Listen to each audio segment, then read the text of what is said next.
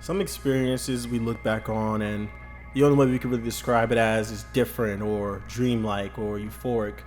And I think certain things can evoke those feelings that aren't necessarily physical experiences. Some people can say a relationship or even a vacation is something that feels different or dreamlike. And in the current scenario that I'm going to review today, it was a video game that put me in this state of euphoria and ascension, I guess you could say, that really impacted my way of thinking and also just my overall opinion on gaming and the world in general in an odd way. So sit back and relax as I delve into a wonderful, wonderful indie game called Broken Reality.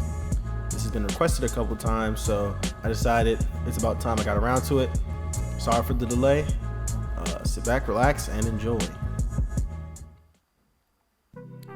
As I stated before, most of the time when you look back on things that you enjoyed that were extremely different, you'd usually think of an experience you had with a person or maybe even a vacation, and this typically comes from being in a scenario that is both foreign to you and visually stunning, or maybe even the auditory experience in of itself is amazing. Like some people go to concerts and it feels like they're in an entirely different world or plane of existence is another way to put it.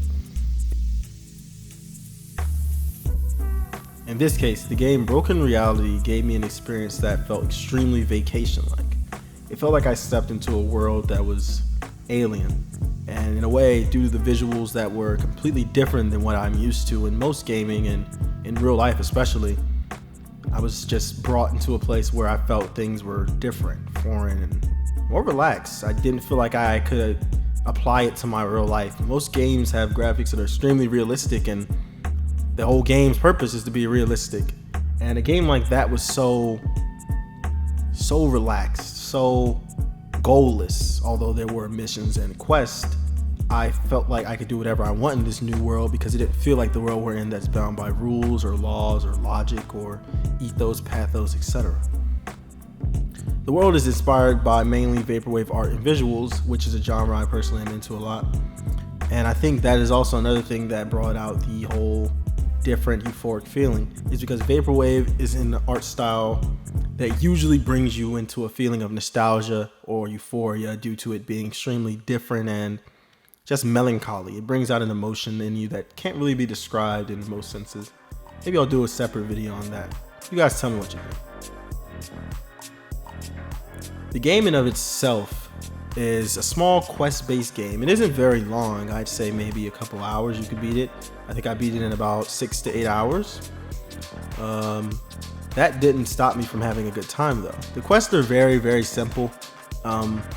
I'd say it does get hard and difficult at certain parts, but it didn't take away from the experience. It didn't make it any less of a great experience. It didn't feel like I was doing something because I had to. It didn't feel like it was taking any of my time and wasting it. Everything I did in the game felt like it had a purpose to the end, because I knew every time I beat a quest or beat a mission, I was going to get to see another wonderful sight or experience another wonderful music number or something of the sort that just brought me closer and closer to a feeling of just disembodiment from all the troubles I was dealing with at the time. At the time, I was in a very happy relationship, and even then I was having troubles with college, as I'm sure you've heard in our podcast. And just being able to detach from everything and feel the emotion of being away without having to actually leave was a lot for me. The missions gave me a sense of purpose that I couldn't really find at the time, because I knew every time I beat something I'd get rewarded. Although the missions weren't difficult, they still took time and there still was a payoff. For example, the characters would give you some type of dialogue or give you some type of reward, or you'd find a new item, you'd be brought to a new area. There was always something to look forward to, and at the time, I didn't really have that. The ending to the game is what most people probably came here to learn about.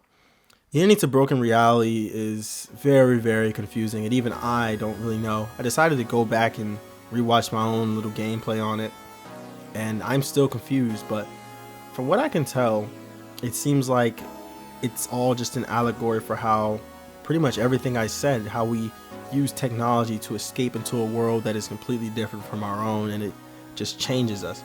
It seems like the character that we're playing completely disregards everything around him because he enjoys this fantasy, fictitious world so much.